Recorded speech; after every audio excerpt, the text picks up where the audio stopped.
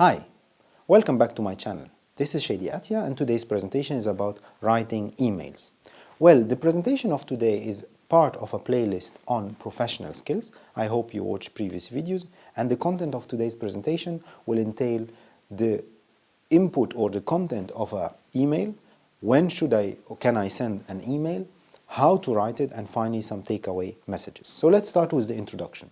Well, emails are not a good mean for communication, and it is a potential source of misunderstanding. So you need to know that as a first information when we talk about emails. Why we are considering emails not a useful or not effective communication techniques? Because face-to-face will always be better. Phone calls are much better than emails, and for sure emails should be only used as the last resource.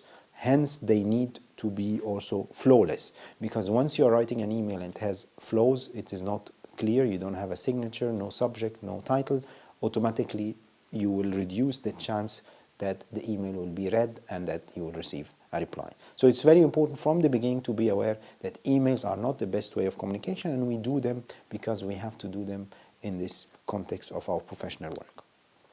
Now, it's also very important to take into account that any person, when they are working in their career, they are climbing the ladder and they start with a first line management level, then they go for a middle manager, and then they go to top manager. And with aging and with career, most of the time the number of email that any executive or any professional will receive will increase with time. And as you can see here, some people receive per day 50 emails, 70 emails, 100 emails. So you need to understand that whoever you are sending an email to, most probably if this person is in the middle management or in the top management in any institution or any establishment, most probably they receive a lot of emails, and this means that they are not sitting waiting for this email that you will send them. So don't expect others to be email ninjas, or don't expect others to have assistants that help them to go through emails. You need always to take into account that most of the time people will be overwhelmed. They have a huge email volume per day, and their first priority is not to answer those emails. So it's very important to take this into attention. Try to seek low leverage messages, very short messages, to the point, and make sure to grab the attention to receive a response.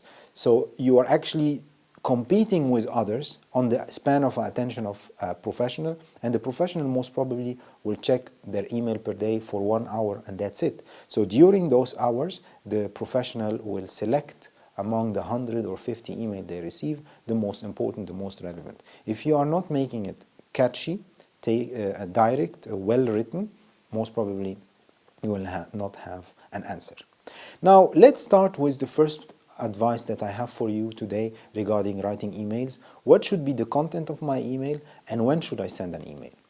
Well, when should I send an email? This is an important thing. Never send an email during weekends or holidays. This is very important. And regardless of the country you are working at or living in, you need to know what is the holiday schedule. If you are a foreigner, you need to be very aware about holidays and the culture of the country where you are, and avoid sending any email during those moments. Also, make sure that the best time to send an email is Monday, Tuesday, Wednesday, meaning that in the first part of the week. If you send an email on Friday or Thursday, the chance to have a reply is very low. It's always recommended to send an email at the beginning of the week. Be also aware that you need to send it in a certain time. The best time slot for having a response for sending an email is early morning, so try to be an early bird from 8 a.m. to 10 a.m. If you are in the same time zone, if you are out of the time zone, then it doesn't work. And for sure, the second best time slot will be after lunch, meaning from 2 p.m. to 4 p.m. Those are the two most important time slots if you want to have a high response chance, and always keep it between 9 a.m. and 5 p.m. Avoid sending emails outside the working hours. Don't send late emails 11 o'clock, 12 o'clock in the night, or 3 o'clock in the morning. This is very unprofessional. Now, how do others see my email when I send it? This is one of the important things that you need to look at and invest in.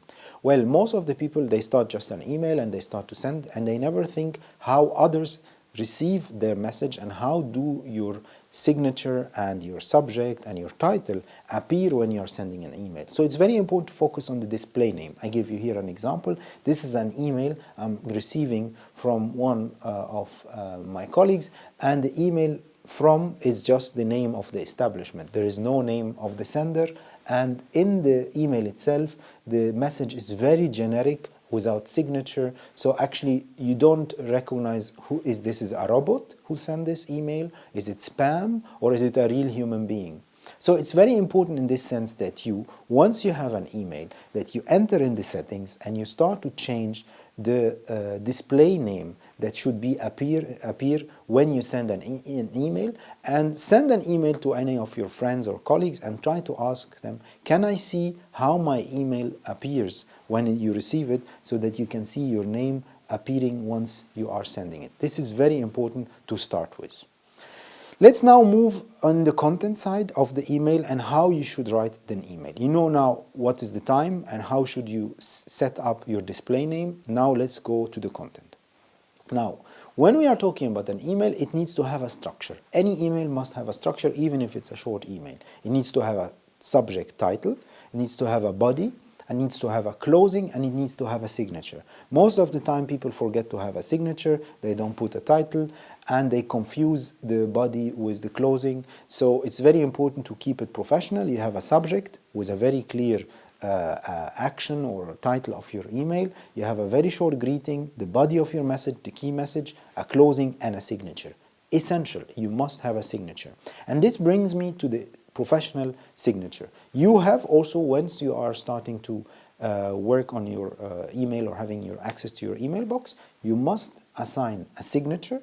Make sure that in this signature there is sufficient information about yourself, what is your position, how to access you, if you want to share your phone, if you have a fixed phone number, if you have an email, you have to write it, your address, your postal address, and for sure if there is a website, this will be very professional. And sometimes also some people use the What's 3 words, meaning that they will locate their office using the What's 3 words application, which is more accurate than the GPS, or they just use a latitude, longitude coordinates to make sure that people can reach them. So it's very important here to have a physical address, to have a GPS coordinate, and also you can have a Google map link.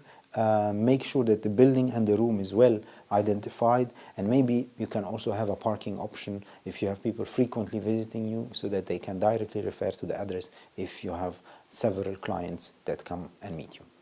Now, the other important thing here also is that it's better to have not a GSM number, but to have a fixed phone number. If you want to put your GSM or your contact, your personal contact, this is up to you. It depends on how you operate, but for sure you need to look at having a phone number as a contact, because as I told you, email is the last resource that should be used.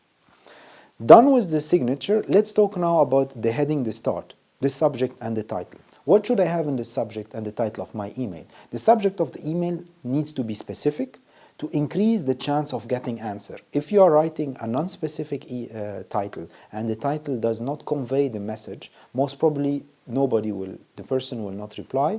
So it's very important to have a very distinguished subject, also to be able to trace the email in the mailbox and use some keywords, and later on if somebody wants to do a search, and make sure that the subject contains an action plus the topic. So you need to have the topic and an action. Are you expecting from others to read, to vote, to approve, to purchase, and so on and so on. So it's always recommended that in your subject you have a topic and you have an action. Also, one of the very important aspects that you can add in your title, that you have write first at the beginning, explain the recipient what he is supposed to do with the email, meaning that you can already in the title itself mandate what you are expecting from the recipient. Approval, for example. Here I'm saying decision, approval or decline, thesis, for example. So here I'm putting in the title from the beginning what is the action I'm expecting from the recipient to do, and this will facilitate a lot the process and make sure that the respondent will reply. Once you put these very vague titles, and you write a lot of rambling, a lot of long emails, and the person in front of you will not understand. Because actually emails are operational. They are used to execute. They are used as tickets most of the time. They are not used to share stories. They are not used to complain. They are not used to communicate and go into depths. They are mainly operational for fixed or specific tasks and actions. So make sure that you always in your subject are taking this into account. You can use this abbreviation, for example, in your title for your information, for approval. Signature is needed, your decision is needed. No reply necessarily if you just inform them. Leaving early today, working for home, yes or no. And by that, you will increase the chance of people who reply your emails. Once you are done with the subject and the title, you can move now to the body, and I always advise to use the bluff method, which is bottom line up front. Meaning when you start to say the greeting, let's say greetings, hi, good morning, whatever greeting you use, comma, and then you start in the body, don't start to ramble and tell a long story. Start directly to the punchline. Simply, the bluff is a military communication acronym that is designed to enforce speed and clarity in reports and emails. So if you are putting the bottom line message at the front of your email, you directly will help the reader to understand. So put the brief sentence first and don't tease or delay your main point. Don't have a very long introduction. Some people write emails in 2 pages. Can you believe it? So this is totally unprofessional. Make sure that you have a direct, straightforward message at the beginning. This is an example, for example. Here I have, I have a title, Action, Feedback Needed by Friday, 1st of February. Hi, David. And then, our team is requesting feedback on our last team event so we can improve on future events. So here is the bluff. Here is the straight message, what is needed from the recipient. And then the detail, prior to the next Friday the 1st, please let us know what you think our last team event went. Be specific around what we should sustain for the next time and what we can improve. We will use this feedback to drive discussion internally and help us plan future events. Thank you, and then you sign. So you can see here that you have your bluff message, the bottom line up front is direct and straight, and then you have some details that explain, and then finally you have the greetings and the signature. So always write your emails in this style. Very straight to the point, and then the explanation follows, not the other way around. Now in the bluff, we have some other common recommendation. Keep it short, don't exceed 250 words. Introduce it after the introduction should follow after the punchline. So this bluff is considered your punchline. Any introduction or any explanation should be following the bluff. Never attach files or heavy documents that exceed 1 megabyte in your email.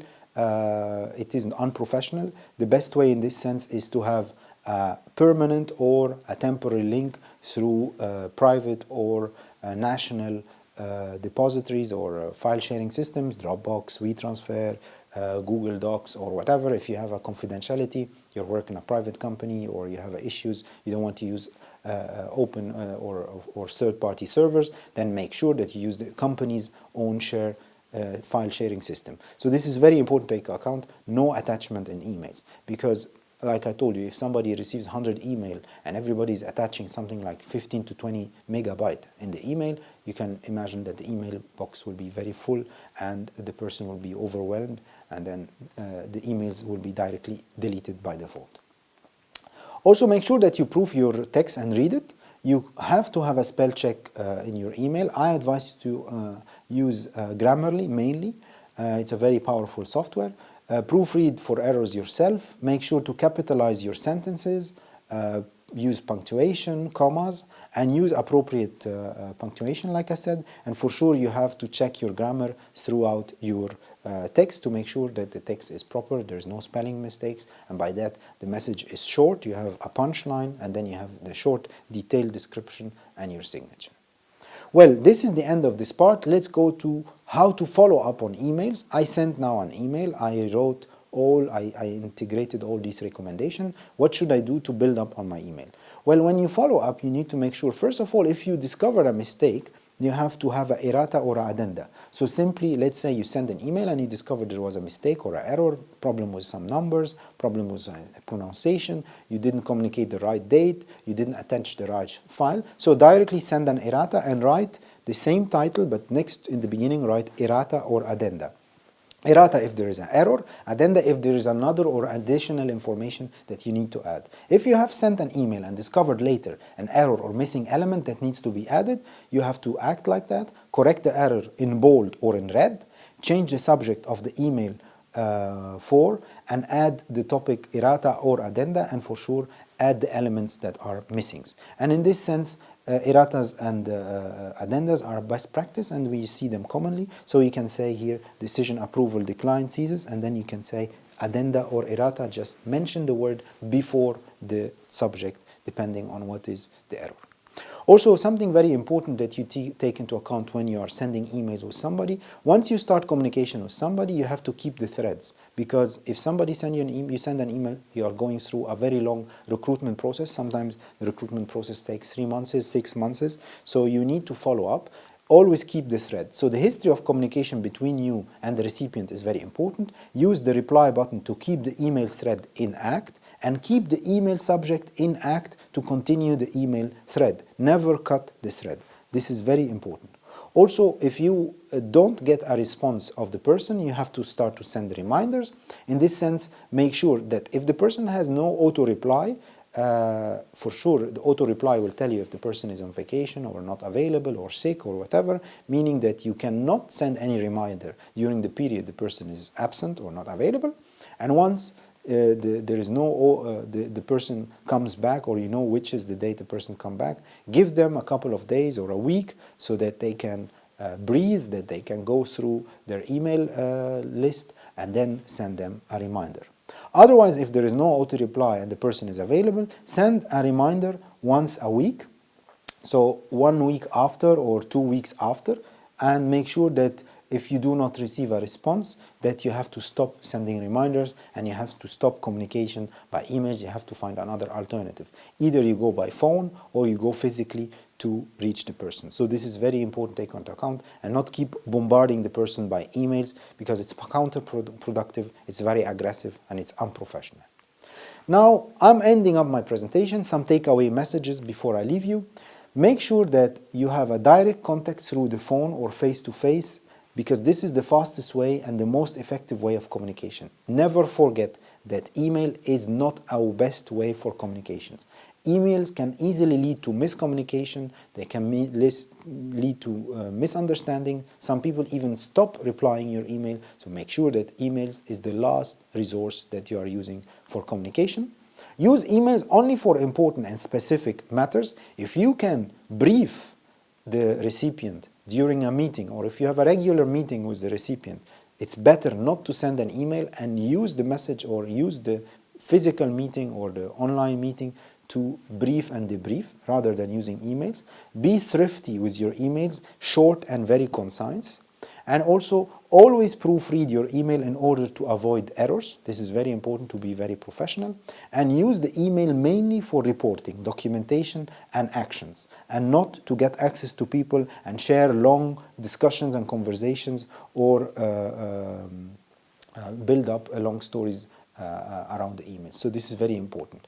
Also, make sure that you have an action in your subject. Use the bluff method, and do not send an email telling more than one information. This is also a very common mistake, that people put in one email several actions or several topics. This is too much. One email is only one message, so make sure that you have one message. Do not overwhelm the recipient with too much information at one time. Every request requires a separate email so that it can be processed separately, and that you have a proper follow-up and a proper advancement regarding the task or the activity that you want to have. By that, I end up today's presentation. I hope you enjoyed it. The presentation was part of a playlist on professional skills. I hope you know now better about writing emails, and I wish you all the best with writing email. Thank you very much.